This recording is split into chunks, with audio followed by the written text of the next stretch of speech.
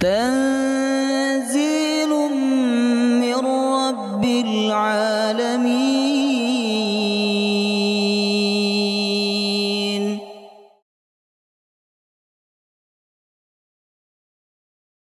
يا أيها الذين آمنوا إذا قيل لكم تفسحوا في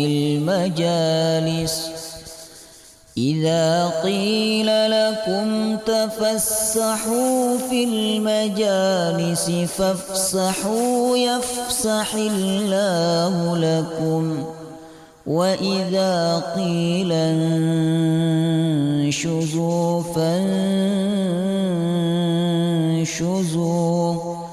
يرفع الله الذين آمنوا منكم والذين أوتوا العلم درجات، والله بما تعملون خبير.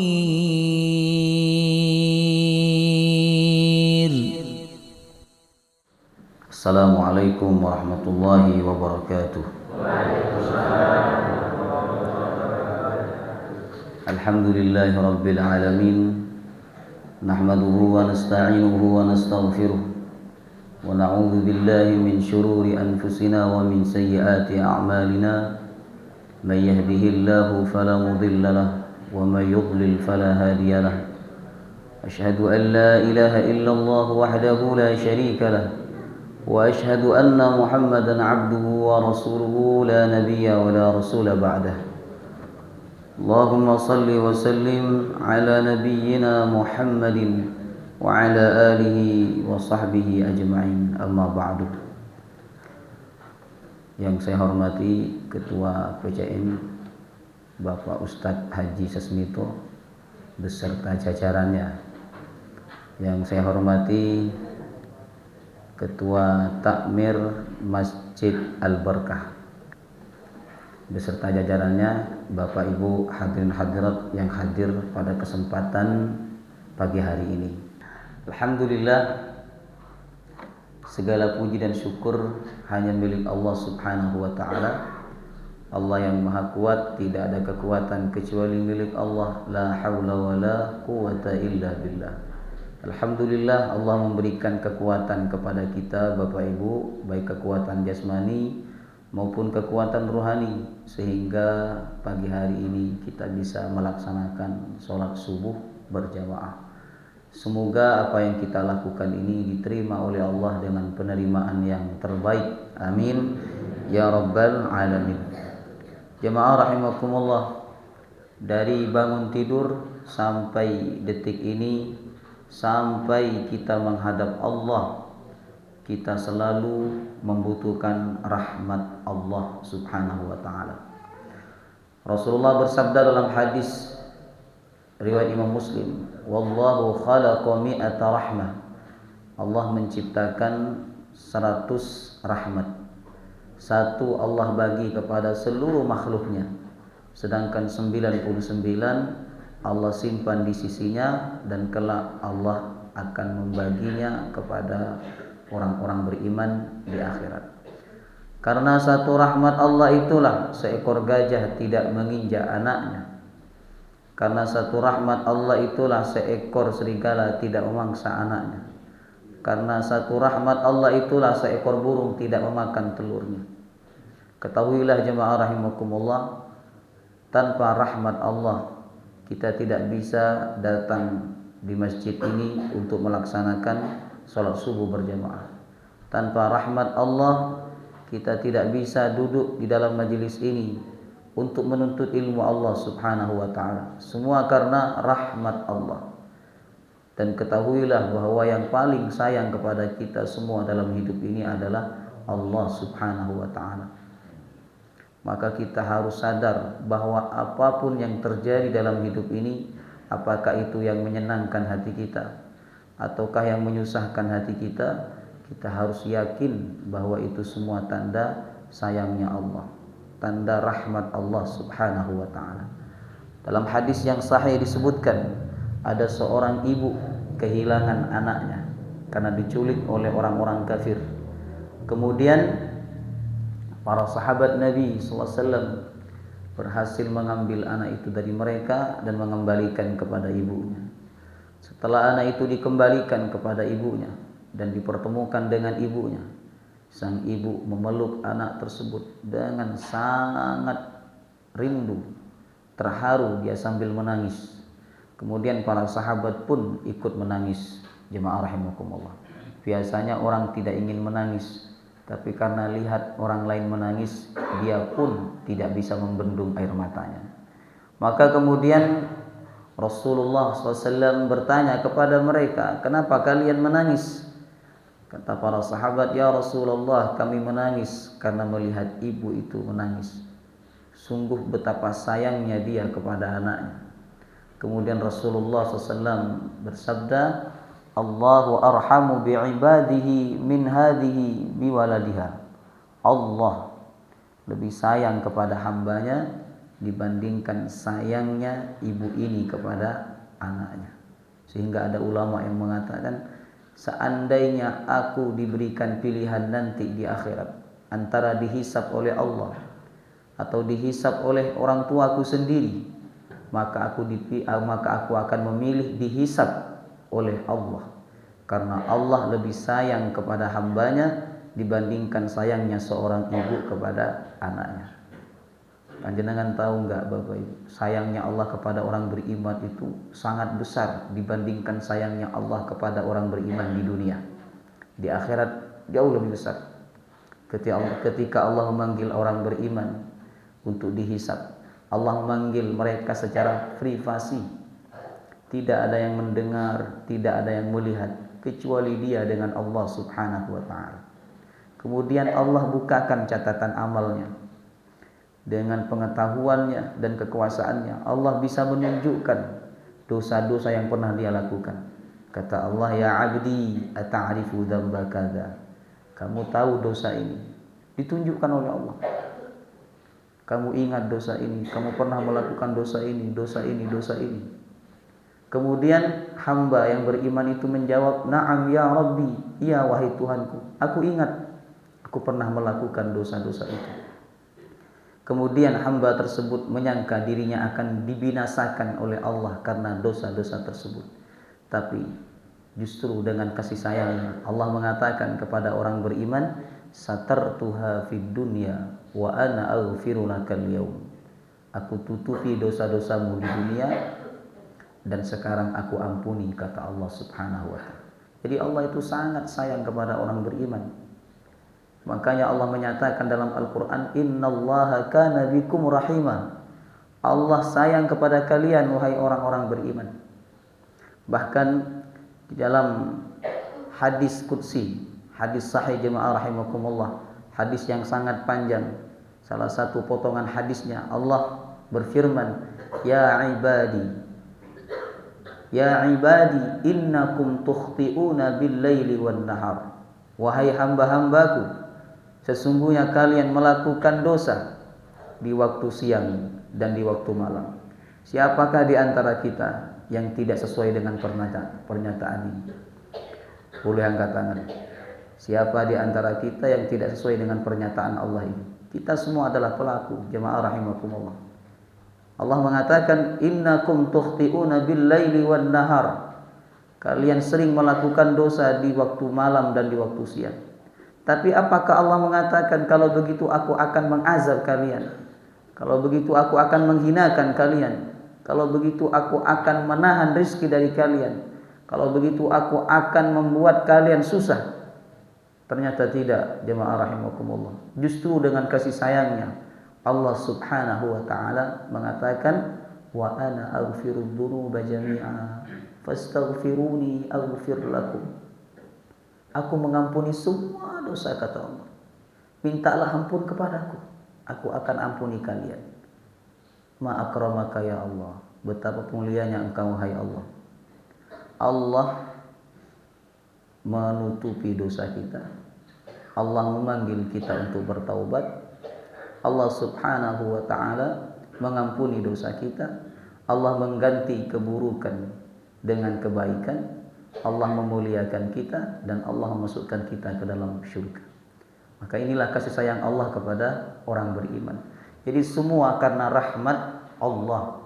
Bahkan Nabi mengatakan, lan yudkhila ahadan minkum amaluhu wa la yujiruhu minan nar illa bi rahmatin minallah.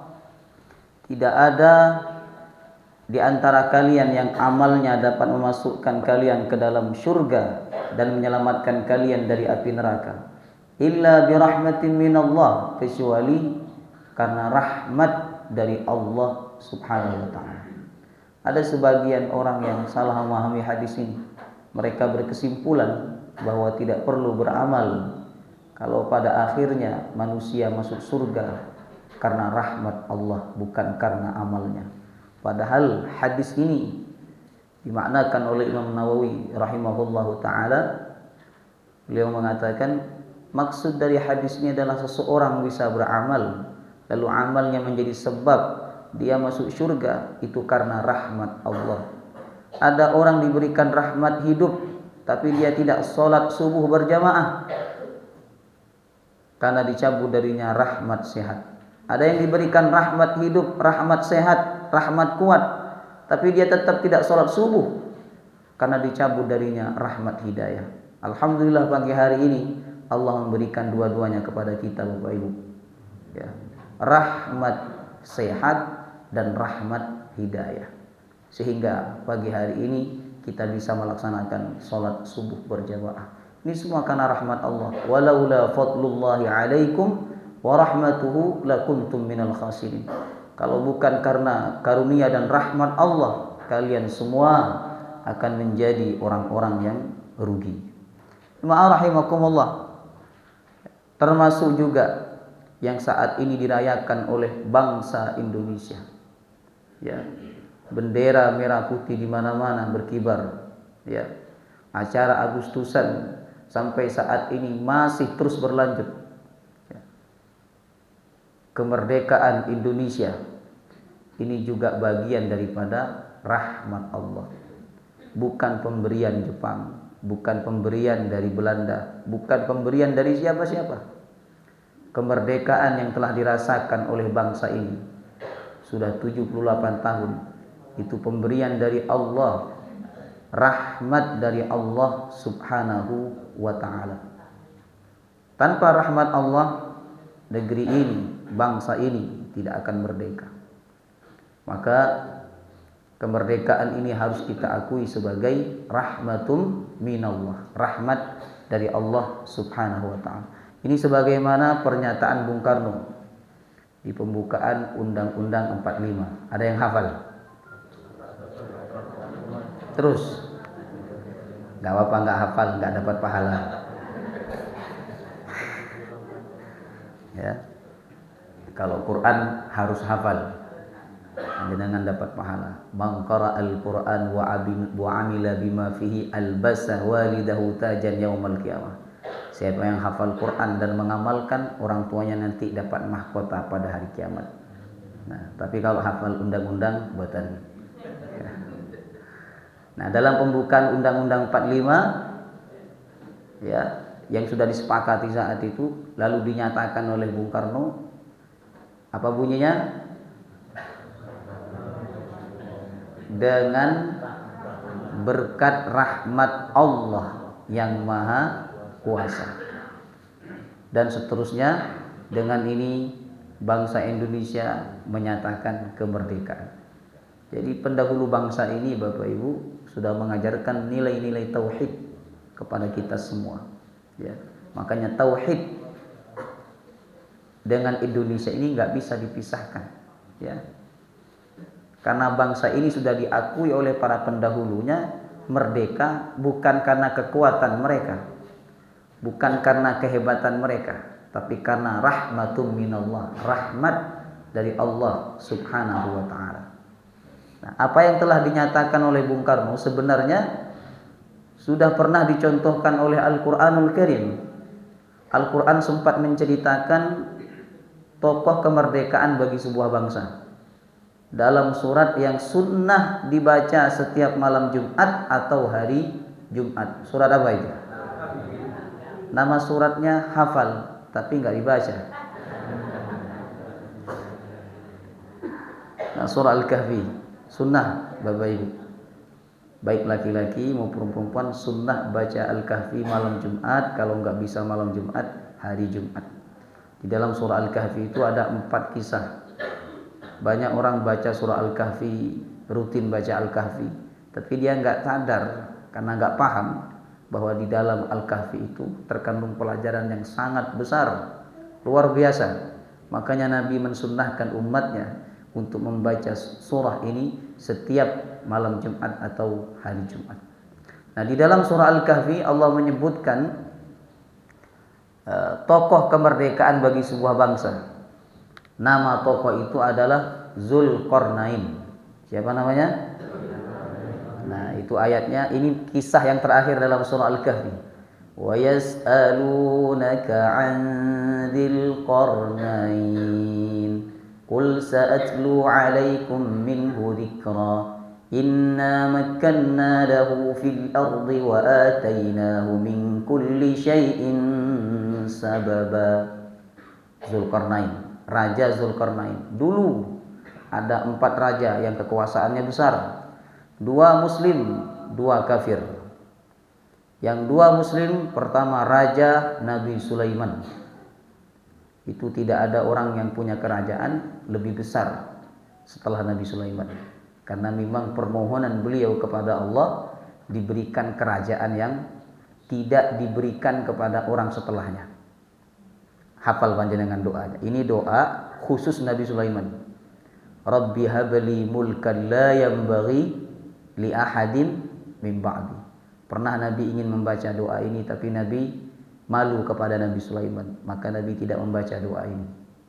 Rabbi habli mulkan la yanbaghi li ahadin min ba'di. Saya pernah masuk sebuah warung bakso, ramai luar biasa di Surabaya. Ya, antrinya panjang sampai ada seorang suami marah-marah kepada istrinya. Gara-gara si suaminya nggak sabar menunggu. Dia nunggu di mobil lama, istrinya dipanggil, marah-marah di depan orang. Ramai luar biasa. Nggak tahu bakso apa namanya itu ya. Masuk saya, terus ada murattal. Saya kira murattal Al-Quran berurutan dari awal sampai akhir. Ternyata cuma 1 ayat yang dibaca, jemaah rahimakumullah. Yang disetel itu dibolak-balik. Saya dengarkan apa ini? Oh, ternyata doanya Nabi Sulaiman. Rabbi habli mulkan la yanbaghi li ahadin min ba'di. Oh, jangan-jangan ini penglarisnya saja.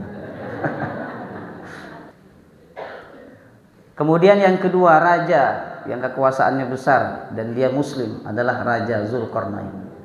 Ada lagi 2 kafir, Bapak Ibu, ya, yaitu Raja Namrus dan Raja Fir'aun, ya. Artinya apa? Kedudukan, kekayaan Allah berikan kepada yang beriman dan kepada yang tidak beriman. Maka jangan mengukur kemuliaan orang dengan kedudukan, dengan kerajaan, dengan kekayaan. Karena itu diberikan kepada orang beriman, diberikan pula kepada orang yang tidak beriman kepada Allah Subhanahu wa taala. Nah, Raja Zulkarnain, jemaah rahimakumullah. Ulama ahli sejarah berbeda pendapat mengenai siapa sebenarnya nama asli Raja Zulkarnain. Karena Zulkarnain ini nama julukan.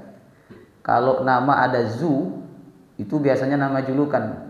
Dalam tradisi Arab, kalau ada Zu-nya itu nama julukan. Contohnya Zunnurain, sahabat Nabi dijuluki Zunnurain, pemilik 2 cahaya. Sahabat siapa? Sahabat Ali bin Utsman bin Affan, ya, karena menikahi 2 putri Nabi, Ummu Kulsum dan Ruqayyah, ya, radhiyallahu anhuma. Kemudian ada raja dijuluki Dzulqarnain. Dzu artinya memiliki, Qarnain 2 tanduk. Bukan raja itu punya tanduk, buatan, ya. Nah, ini pentingnya ngaji tafsir, ya. Dzulqarnain itu maksudnya memiliki 2 tanduk kerajaan, yaitu kerajaan timur dan kerajaan barat. Nah, ulama berbeda pendapat. Ada yang mengatakan Alexandria namanya, ya, dan macam-macam, ya. Nah, kemudian jemaah rahimakumullah, Zulkarnain diberikan kelebihan oleh Allah. Dia bisa melakukan apa yang tidak bisa dilakukan manusia pada umumnya. Setiap dia datang kepada sebuah negeri, maka negeri itu akan menjadi subur. Negeri itu apabila dijajah oleh negeri yang lain, maka negeri itu akan dibebaskan, diselamatkan, dimerdekakan. Datanglah beliau kepada sebuah negeri, di mana negeri itu dijajah oleh Ya'juj dan Ma'juj, bangsa Ya'juj dan Ma'juj. Kemudian mereka berkata kepada Zulkarnain, qalu ya dzal qarnaini inna Ya'juj wa Ma'juj mufsiduna fil ardh فهل نجعل لك خرجا على أن تجعل بيننا وبينهم سدا. Wahai Dzulqarnain, sesungguhnya bangsa Ya'juj dan Ma'juj telah berbuat kerusakan di atas muka bumi. Mereka menjajah kami, mereka menekan kami, mereka merusak kami. Fahal naj'alu laka kharjan ala an taj'ala bainana wa bainahum sadda. Maukah engkau kami berikan upah dari sumber daya alam kami, dari harta kami, dari penghasilan kami, asalkan engkau bisa membebaskan kami dari kezaliman bangsa Ya'juj dan Ma'juj. Kemudian Dzulqarnain menjawab, qala ma makkanni fihi rabbi khair. Apa yang Allah berikan kepadaku dari kerajaan, dari harta, dari kemuliaan, itu jauh lebih baik dari harta yang kalian tawarkan kepadaku. Aku tidak butuh itu, kata Zulkarnain. Inilah kalau orang udah berjuang karena Allah, udah nggak mikirin harta, Bapak Ibu. Ya, orang kalau berjuang karena Allah, ikhlas karena Allah, udah nggak mikirin harta. Yang dia pikirkan bagaimana kebaikan orang lain, bagaimana kemaslahatan orang lain, bagaimana Allah ridha kepada dia atas perbuatan-perbuatan yang dia lakukan. Kemudian Zulkarnain berkata, tapi aku akan tetap membantu kalian. Karena proyek kemerdekaan ini proyek bersama. Bukan milik saya, kata Zulkarnain, tapi milik kalian. Kalian nanti yang akan menikmati kemerdekaan ini.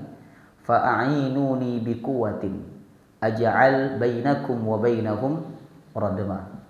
Bantulah aku dengan kekuatan yang kalian miliki. Ya, sebenarnya Zulkarnain bisa melakukannya sendiri, tapi berjuang itu harus sama-sama, jemaah rahimakumullah. Nabi sallallahu alaihi wasallam pernah dikasih unta oleh Abu Bakar As-Siddiq, tapi Nabi enggak mau. Kata Nabi, enggak, aku pengen beli aja. Berapa harga untamu? Aku beli ketika mau berangkat ke Madinah hijrah. Ya, Nabi SAW mengajarkan kepada kita bahwa berjuang itu ya harus berkorban, jemaah rahimakumullah. Ya. Maka kemudian Zulkarnain berkata, fa'ainuni biquwatin aj'al bainana wa bainakum wa bainahum radma. Bantulah aku dengan kekuatan yang kalian miliki. Ternyata bangsa itu punya sumber daya alam besi, Bapak Ibu. Nah, maka mereka kemudian diperintahkan oleh Raja Zulkarnain untuk mengumpulkan potongan-potongan besi. Apa lanjutan ayatnya? Hah? Diam kan? Kalau ditanya ayat Quran diam kan? Tawadhu. Atuni zubaral hadid. Kata Zulkarnain, datangkan kepadaku potongan-potongan besi. Kumpulkan potongan-potongan besi. Akhirnya dikumpulkan oleh mereka. Mereka bersemangat mengumpulkan potongan-potongan besi.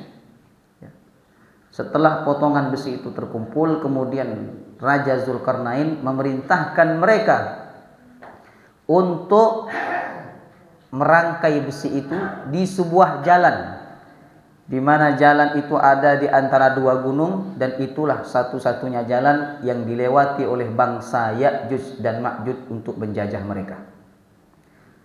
Dirangkai oleh mereka. Setelah besi itu terangkai dan tersusun, Bapak Ibu, setinggi gunung yang ada pada saat itu. Ya. Kemudian Raja Zulkarnain memerintahkan mereka agar membakar besi itu. Kata Raja Zulkarnain, qalan fuhu, unfuhu, bakarlah. Dibakar oleh mereka. Kemudian hatta idza ja'alahu nara Qala atuni ufrig alaihi qitara. Ketika besi itu sudah menjadi api, jemaah rahimakumullah, maka kemudian Raja Zulkarnain memerintahkan kepada mereka untuk menuangkan tembaga. Ufrig alaihi qitara, tuangkan tembaga. Maka dituangkan tembaga oleh mereka.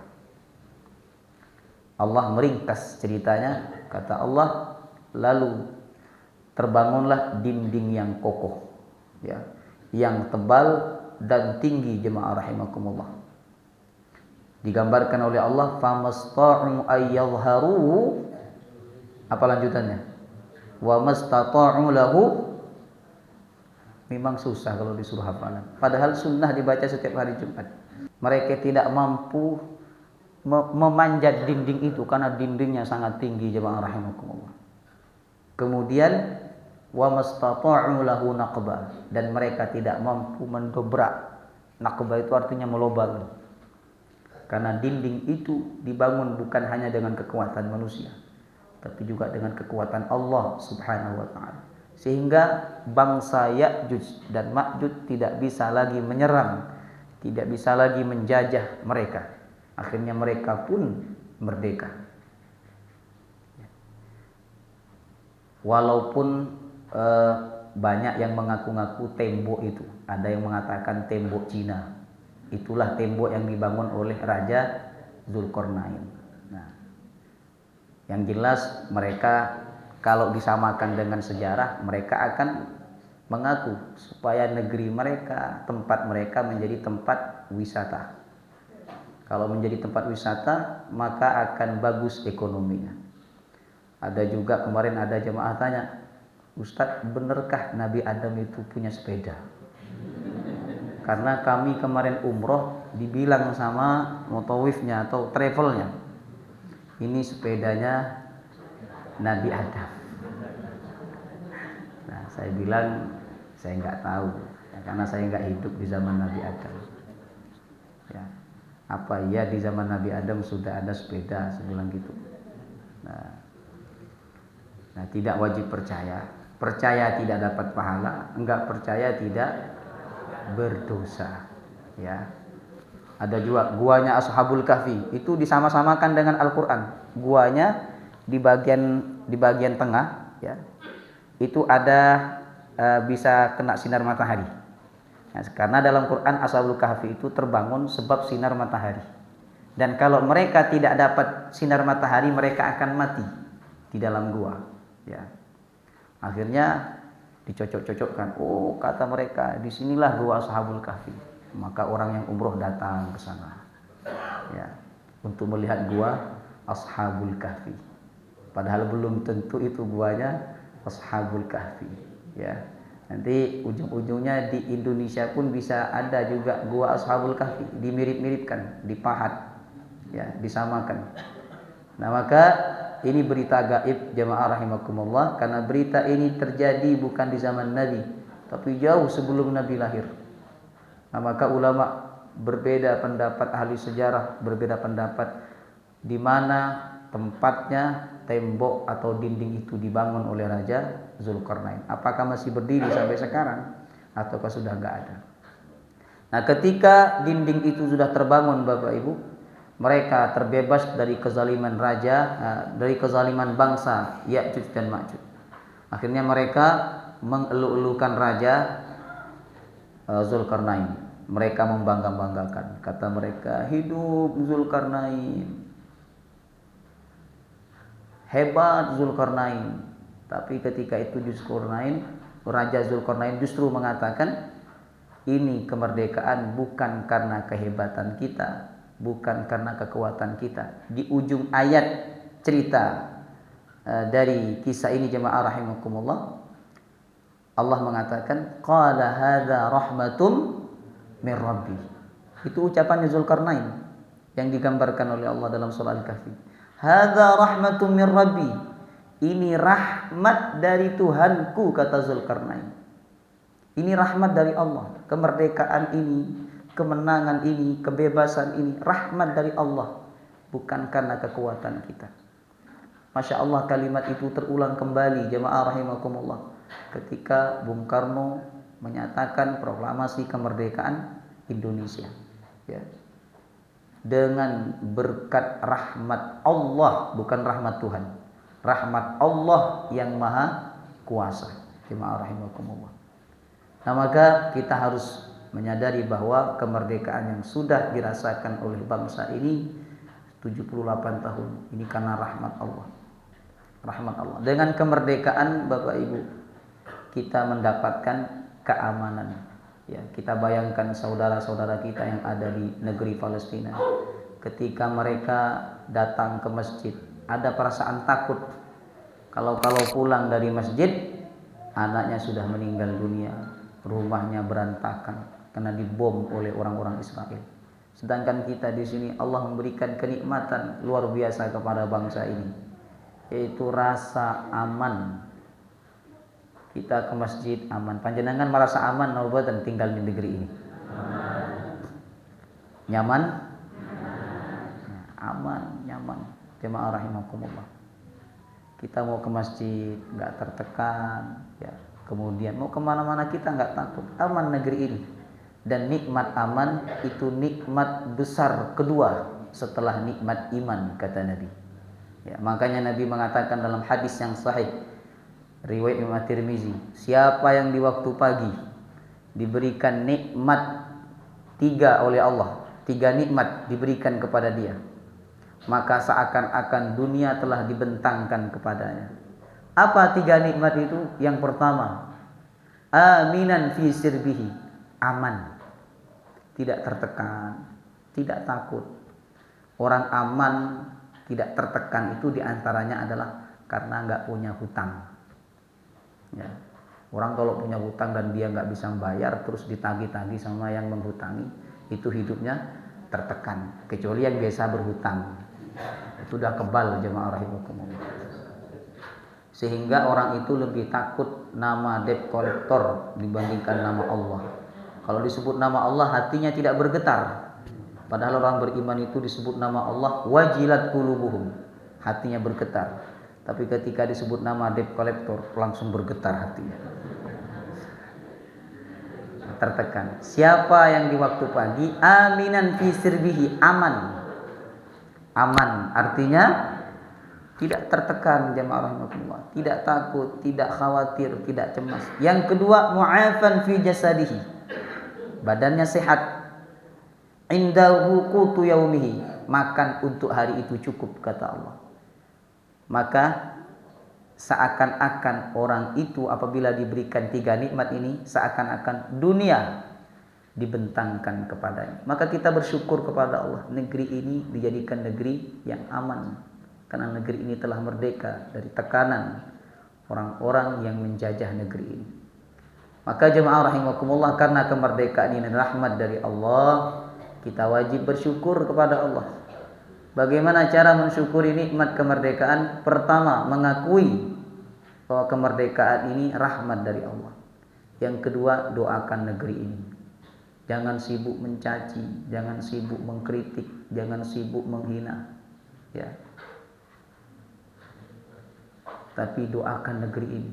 Kadang banyak orang sibuk mencaci, menghina, mengkritik, tapi dia nggak pernah berdoa untuk negeri ini. Padahal doa-doa kita inilah Bapak Ibu yang diijabah oleh Allah.